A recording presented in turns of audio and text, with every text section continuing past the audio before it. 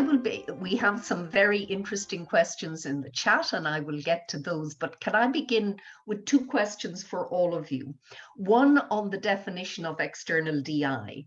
In one of the composite papers from your group, it was defined as basically the various relationships the EU has with neighbouring countries, that there should be a formal agreement and at least some of the EU's institutions, regulations and policies are adopted or projected externally. On the other hand, Paolo, your definition is the selective extension of the validity of EU legal rules to non-members.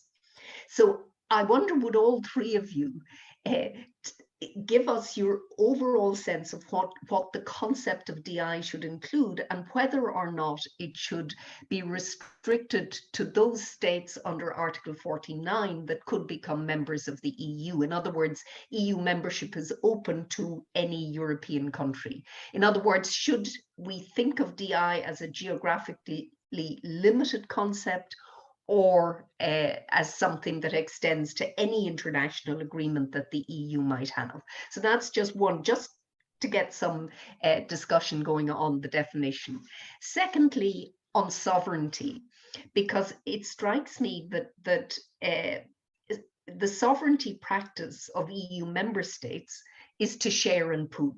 That's the definition of being a member state in terms of sovereignty. For non-member states, Christian mentioned autonomy. Michael's emphasized the role that sovereignty played in the Brexit negotiations. Now, if one disaggregates sovereignty into legal, political, and popular, how do non-member states assure their political sovereignty while having to align with the EU? In other words, that's a breach of classical legal sovereignty. And then what does it do for the popular sovereignty of those countries that may become takers rather than necessarily shapers? So in other words, the sovereignty practice that goes hand in hand with being an associated, externally differentiated relationship with the EU. So if we could begin with those two questions or reflections, and then I will also refer to the questions in the chat box. So Paolo, do you want to start? Sure. On the first question, it's a very interesting one because I see a lot of uncertainty a little bit in the literature on how exactly, which kind of relationship really can be defined as external differentiation or not. Is it just, as you were saying, neighboring countries of all the countries in the world? Is it any kind of treaty relationship, or is it just treaty relationship reaching a specific threshold? Is it all kind of agreements, or just agreements implying a kind of unilateral alignment with EU rules? So I choose usually the broader version, including all kinds of agreements, because of course, due to the already mentioned principles of autonomy of European law and supremacy as well internally, but autonomy mostly, the EU tends to be reluctant to enter into agreement which would somehow deviate from the existing standards and regulation in the European Union. So inevitably, all kinds of treaty relationship which imply a significant level of integration will somehow reflect the existing content of European law. On your second point, how can we ensure the sovereignty for non-member states? This is the main problem normatively of external differentiation, that these countries, the situation has been defined as self-imposed hegemony. Countries become rule taker. They do not participate in shaping rules except in the initial acceptance of the agreement, in the initial formulation, and in informal pressures, but still have to implement them in some cases, as Christian was saying, in a kind of semi-dynamic way, where also development of EU law get applied. Of course, Christian correctly points out this theoretical disadvantage of self-imposed hegemony is happily accepted by EEA countries because it still allows them to be part of the single market, but avoid areas which they do not want to be part of. So it's a kind of trade-off between being able to retain sovereignty and autonomy on specific policy area and having to accept what the EU does on what they sign up for. Thank you. Michael? Yes, on your first question about the definition, we try not to get too strict a definition that might hem us in at the beginning and prevented us from exploring things that are interesting. So we're not applying the strict inclusion-exclusion criteria that go with a very positivistic notion of what a social science concept means. But in answer to the second part of your first question, these are countries that could join, could be member states. That's geographical, but it's also the European, and that of course is vague. You know, where does Europe stop? but it's as precise as the EU says. These are alternatives to membership. That's the whole point. On sovereignty, this is a very complicated and very complex concept that I could have written a great deal about it because it's one of the interests of mine. It's interpreted in very different ways. It has a strong normative charge to it. It can be seen as a normative principle. Our legal colleagues actually say very interesting things about sovereignty as a normative principle, whether it could be monist, whether it can be shared, and so on. It's actually the political scientists and not the lawyers who get all very legalistic about sovereignty, because legal thought, legal thinking has gone way ahead on this. So it's not, sovereignty is not just a thing that you have or you don't have. It's not an attribute. It is a set of relationships which are normally constituted in various ways. And so what we're trying to get away from that simplistic notion of what sovereignty is that sometimes comes in the political debate. And then, of course, the issue of policy capacity and autonomy. Well, autonomy is different from formal sovereignty, and policy capacity is different in the sense that sometimes an island is a very good example. That in sacrificing policy autonomy, you're actually gaining capacity, gaining policy capacity. So all of these things are played out in different ways. And the thing is very contextual because it means different things in different political cultures. And even in the UK, one of the curious things about the UK is that the vision of sovereignty that has triumphed, that is this notion of absolute parliamentary sovereignty, which then transmuted into popular sovereignty overnight. Even that the notion of absolute is only one doctrine of what sovereignty means in the United Kingdom, because I've been writing about the way that there is a different conception of sovereignty, which is predominant in Scotland, and in people who read the Northern Ireland Good Friday Agreement, that sovereignty is always being contested, it's always being shared, that all sorts of things are left in abeyance, that there's not a consensus about the demos, the people, about the telos of the purpose of the state, or about sovereignty. In other words, the United Kingdom, according to that interpretation, is a bit like the European Union, where all of these things are up and tested. Let's remember, no European member state has ever admitted that they've lost sovereignty, but in practice they have. It's contested. You've got sophisticated people like Neil McCormack who said, well, we can reconcile these positions, but we need to recast the notion of sovereignty. So what has happened in the UK is the triumph of a particularly ideological interpretation of what sovereignty means, which is just impossible to apply. It's just the requirements of that notion of sovereignty are just impossible. It doesn't exist anywhere. But that is what is driving the debate. And that has triumphed over a more pragmatic notion about maybe we should be looking at policy capacity, maybe we should be looking at relationships and so on. Now, that may come back again, that more sophisticated understanding of sovereignty. But at the moment, we've been taken over by a government and a governing coalition of forces that has that particular conception of sovereignty. And that's also one reason why that vision of sovereignty and its internal repercussions has such consequences for the Northern Ireland Agreement, which is essentially a post-sovereignist agreement, and for the position of Scotland. Thank you. Christian?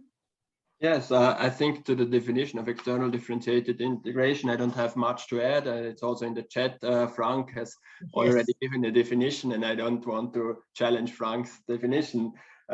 Anyway, for me, it's also important that we have keep in mind this kind of at least some level of institutional integration has to come with external differentiated integration. So it's on the one hand this legal cooperation, but also kind of an institutional setting which goes further than just a free trade thing. And for me, also kind of to keep in mind what I've presented before, that even in external differentiated integration, that's not so black and white. So as in the case of the EAF states, that there is differentiation within the opt-in of the EAF state. So that brings us in some kind of some difficulties to define those terms, external differentiation and internal differentiation. Well, but I don't want to go too much into detail that. I think I would like to pick up the second question, which is very interesting. And here I really would like to contest the argument a bit, also for discussion,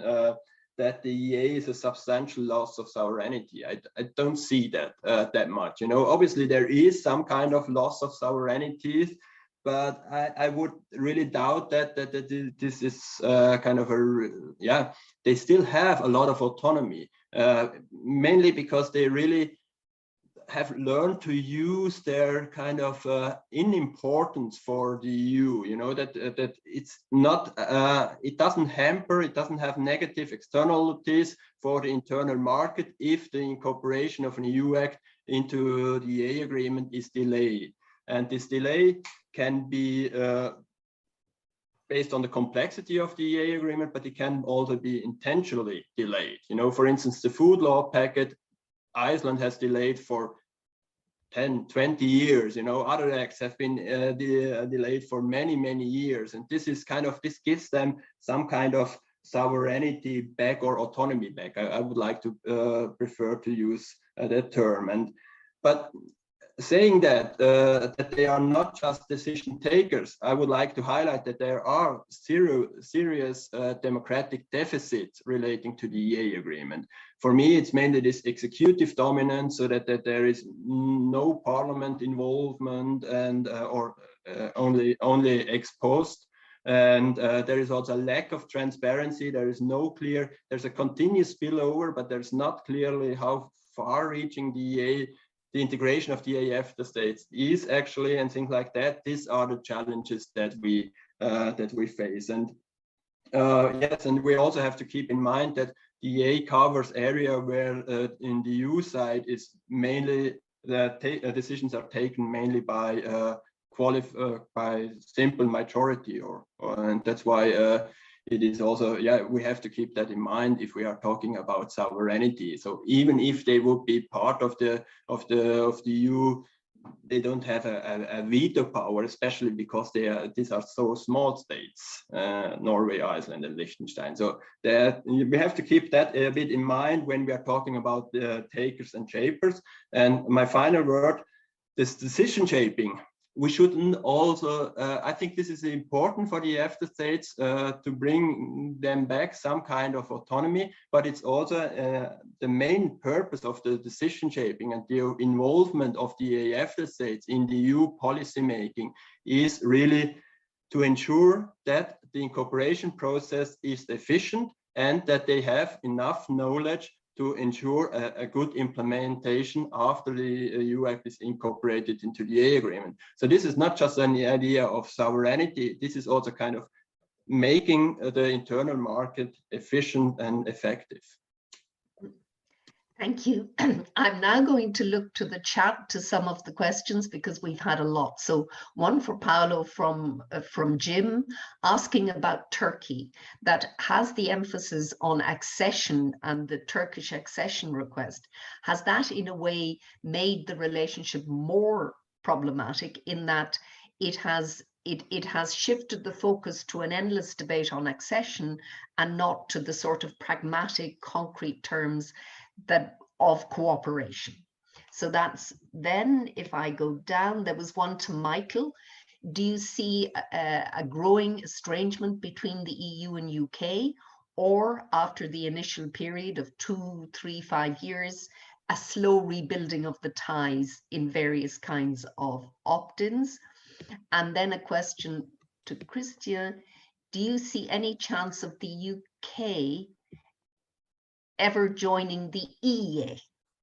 So I'll take those three and then I move on to the next batch. I see Sandra has a question. So Paolo, do you want to take the one on Turkey? Because I think we haven't mentioned Turkey yet in our discussion. This is clear. I agree that an excessive focus for all countries on accession, of course, makes the agreement of more bespoke, limited and tailored relationship more difficult. But of course, the EU is not just a functional project; it's a political project. So the perspective of an accession or not inevitably influence what the EU is ready to concede to the third countries and what the third countries are looking for in their relationship with the EU. So I agree that probably a less present focus on accession would facilitate the relationship, make it less politically controversial, but I also think that it's to a large extent inevitable that political forces tend to focus a lot on this issue. Thank you. Michael? Yes, this idea of selectively opting in, I think that is quite likely. It seems logical. On the other hand, that depends on these issues being depoliticized. And one thing, to go to the Turkish case there that Malcolm pointed out to us, was that a lot of things in the Turkish case have been politicized. And despite all the political conflict going on, there's still a lot of technical cooperation going on. Mm. And as this happens in Switzerland and the EEA as well. Problem with the UK is that everything becomes politicized very, very quickly, and everything very, very quickly becomes an obstacle to this rather illusory notion of sovereignty. It can be interpreted that way because sovereignty lends itself to that kind of interpretation. And politically, I mentioned this coalition of social political forces that is the Conservative Party, the so-called Thatcherites and the Red Wallers. The one thing that unites them is opposition to the EU and pushing ahead with Brexit. And so one might have imagined that they declare victory, say it's done, now let's go on with government, because the British people don't want to go on. They're getting weary of talking about Brexit the whole time. But the one thing that unites them is picking fights with the Europeans. And that's what they're going to continue to do as long as it thinks that it will pay off, because otherwise they have very little in common. Christian? Yeah, I don't think that the UK will ever join the EEA. I think the EEA is not made for export. It's not a model that fit to other states, and definitely not to the UK.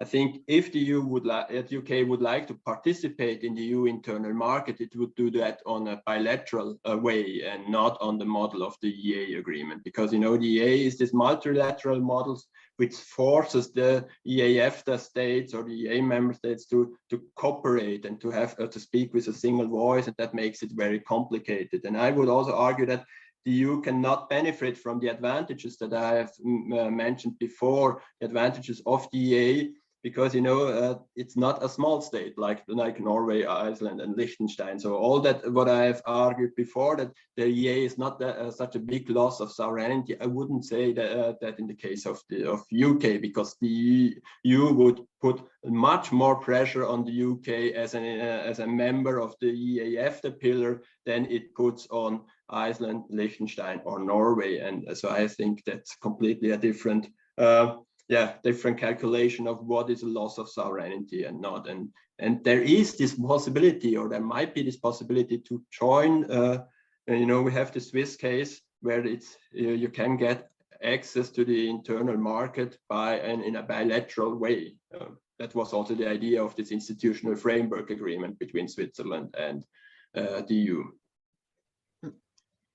And now a very interesting question from Sandra Lavenex on the fact that should we think of, because of the diversity of countries and sectors, how far is there scope for a tendency towards sector-based external differentiation?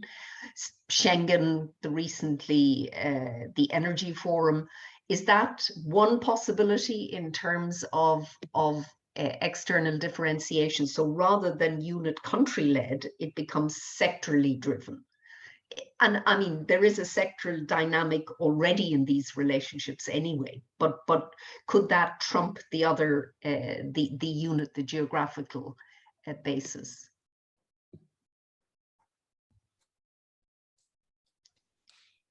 So who would like to, Paolo or Michael, who would like to? Well, if I could just stick to the UK case, which is what I'm talking about at the moment, I think that is quite likely that will happen. There are some sectors that are maybe less politically sensitive or more economically important.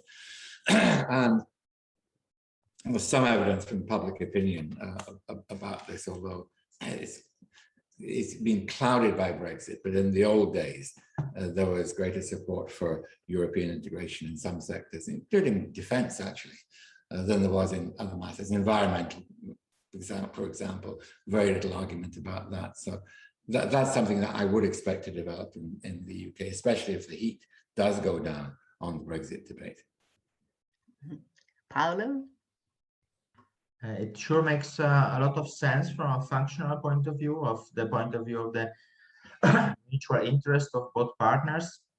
We still have, however, a big obstacle, which is the fact that usually third countries are then not allowed to fully participate with voting rights in the decision of these specific programs, agencies, or areas, unless it's separate organization from the European Union. So we have always this tension between participation in the decision making and just acceptance of EU decisions unilaterally. Christian? I also see this sectoral dynamics, and even in the case of Norway, Iceland, Liechtenstein, which have a kind of a very global, very horizontal approach with the EA agreement, there is this need for sectoral agreements like Schengen and so on. So there is kind of a integration of external differentiated integration of those states is very piecemeal. And but nevertheless, the EA, as I showed before, when we are talking about the rule transfer of secondary law, then the EA agreement is by far the most important for them. And I see also the sectoral dynamics within the EA agreement and also kind of within the integrated area, because this different procedure that I've mentioned before, they really depend on the characteristics of the policy area. So the technical areas, they have another decision-making logic than the others. And yeah, so I think this sectoral dynamics are very important when dealing about, when we are reflecting about external differentiated integration. Thank you. Can I ask all of you a question on whether or not you, based on the research, whether Brexit is a game changer for external differentiation? What do I mean by that? It comes very strongly across from what Christian said, that a lot of the dynamics within the EA are driven by the size of the member of the associated countries, that it is possible to allow Iceland or Liechtenstein opt out in ways that wouldn't be possible for a larger member state. So there's the question of scale, and also, of course, Brexit or the UK is larger and therefore a competitor potentially in a way that small countries weren't. So two questions. One, the role of size in external differentiation, if you would like to reflect on that. And secondly, whether Brexit changes the dynamics or the of external differentiation, not just for the United Kingdom becoming a third country, but for all of the associated states. So who wants to begin? Michael? Yes, I think what you're suggesting is right. That one reason why the Brexit negotiations were so difficult is that the UK is a competitor. It could undermine the single market in the way that small countries can't. But also because of the insistence of the United Kingdom on not let's try and get the vocabulary here, on refusing to enter into a partnership agreement. Mm. That was what we expected. There was some kind of association partnership agreement, and the UK actually decided they didn't want that, which makes it difficult to see it as a. I mean, it wouldn't be EEA as Christian says. That's not designed for the UK, but something like that. It didn't, and in that sense, yeah, it is a game changer because it means that if you leave, you leave altogether, and you can't negotiate yourself from membership to the EEA. Say that's just not possible, and that you have to start from an assumption that you are a non-member state trying to negotiate, rather than being a member state negotiating halfway out. You have to leave and negotiate halfway back in again. So the EU insistence on having you had to do that, I think, is important, and a deterrent to other countries that might want to negotiate the way halfway out. Thank you. Christian? Yeah, first of all, to the question of a game changer, I think it hasn't. Obviously, there has been external differentiated integration has become more in the focus of the EU, and also especially regarding Switzerland, it was always argued that based on this negotiation between EU and UK, the EU was more strict in negotiating with Switzerland. In the case of the EFTA state, you didn't really see this kind of change, because there obviously.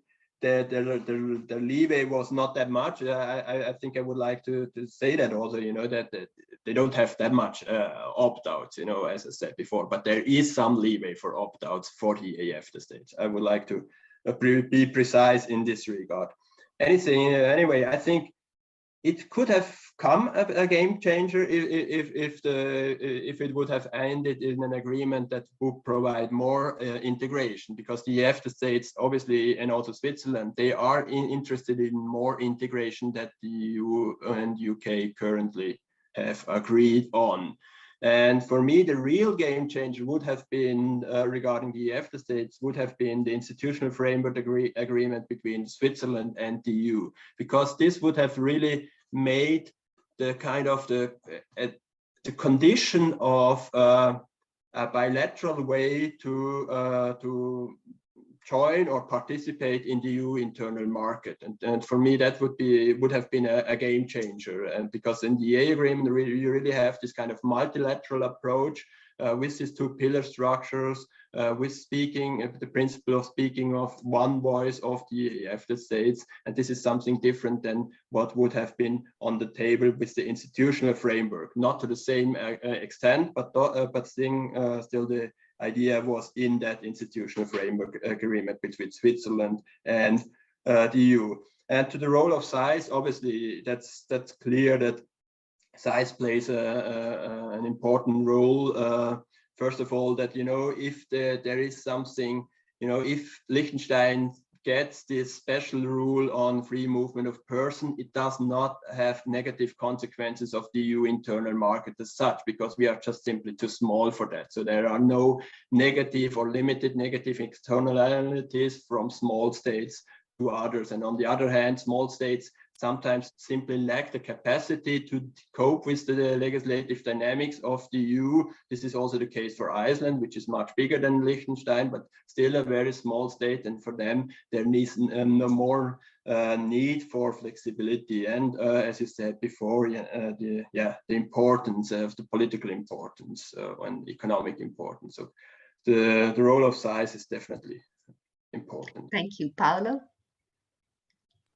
But I also see a more rigidity of the EU in dealing with third countries during and after Brexit, and the wish to create a much clearer distinction between what's being a full member of the European Union and the single market, and what's being an external participant in differentiated schemes.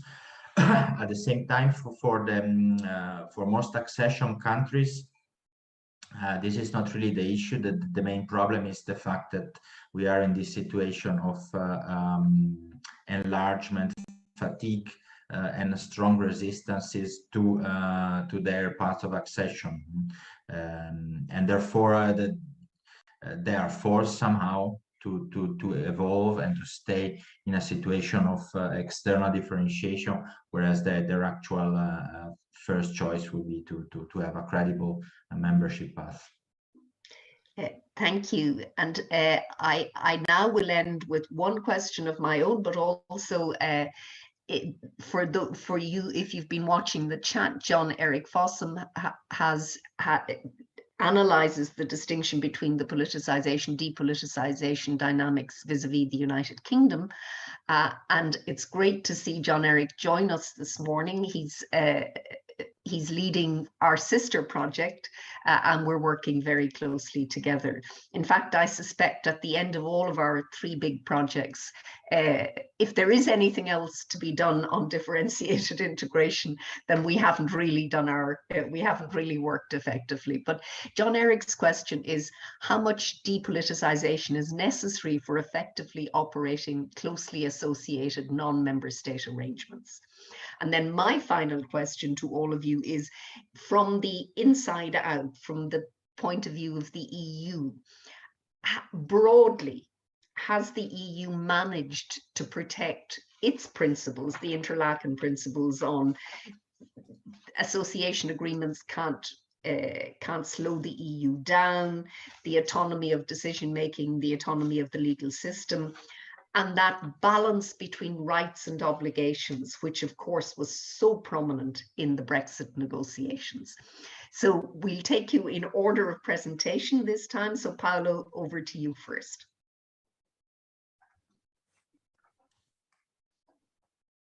I couldn't hear your last question, Brigid. Oh, apologies. So my last question was on from an inside-out perspective, from the EU's perspective, has it managed to protect the Interlaken principles that were essentially integration should not be slowed down by non-member states, that the autonomy and authority of the EU legal and institutional system be preserved, and that critical area of the balance between rights and obligations, that balance, of course it's contested, but that it would be maintained, at least from an EU perspective? From my point of view, they have managed to state very clearly the red lines of the EU in the fields of the integrity of the single market and autonomy of EU law. Of course, it may be questioned if this emphasis was too excessive and had some costs in terms of the level of actual economic integration with third countries, which might have been slightly higher in the case of more flexible arrangements. Thank you. Michael?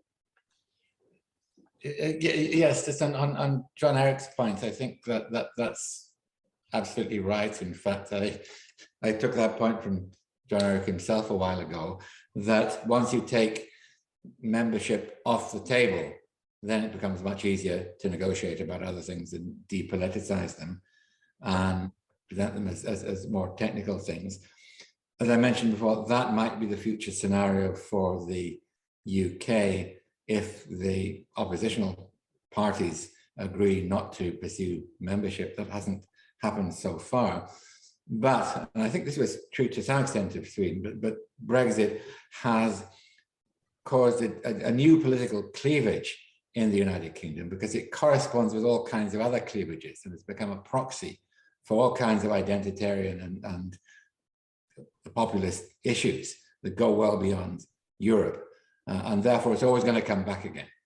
That has got to be the touchstone in UK politics in a way that it hasn't in the past. So I think it's, repeat what I said before, depoliticization is more difficult to think of in the European context. And on Brigid's question, has the EU effectively protected Interlaken? Has it avoided Brexit hampering its own decision-making procedures? That really depends on how much it's actually going to bother negotiating with the UK about things under the CTA, whether this apparatus which exists there and coordinating apparatus, whether they're going to take that seriously and try and accommodate the UK and bring them on board, in which case it will slow them down. Or whether they're just going to say to the UK, look, we're going to make our policies here. If you want to cooperate with us, if you want effectively to opt in, I mean, they're not opting in a technical sense, but you want to parallel our policies, then you can do so. So the institutions themselves don't answer that question. It's the politics and the political will that underlies those that will. And whether it's really the same as my answer to the last question, whether they'll stop arguing about Brexit and get on with pragmatic cooperation, or whether everything will continue to be a rehearsal of the Brexit debate, in which case that will slow the Europeans down. And eventually they'll just get fed up of doing it. It will just complicate matters for them unduly. Christian?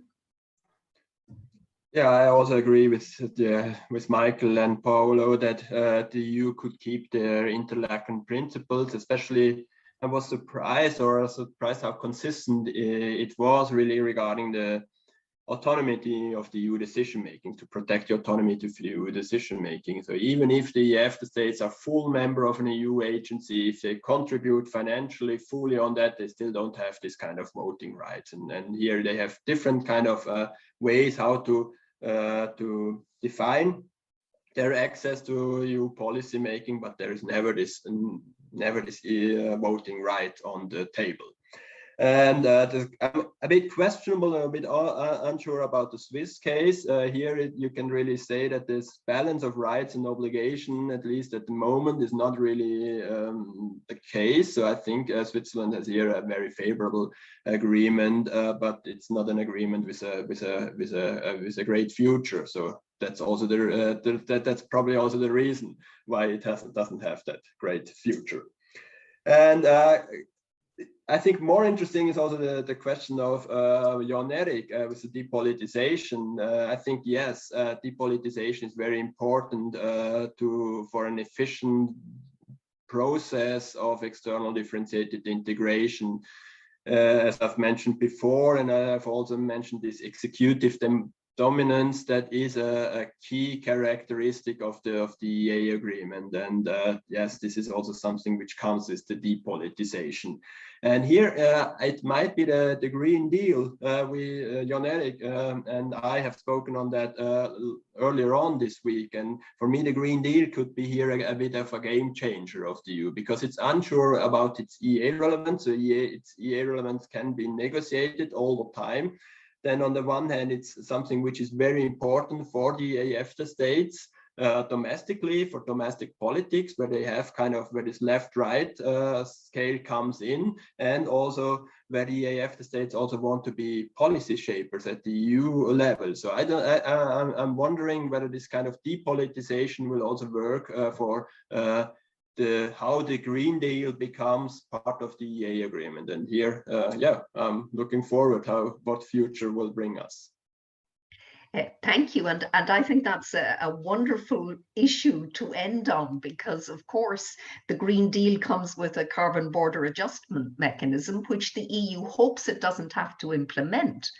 but may have to, and that really will be very tough on all of the adjoining countries, because it will be not just access to the market, but costs of access to the market, in particular for certain industries.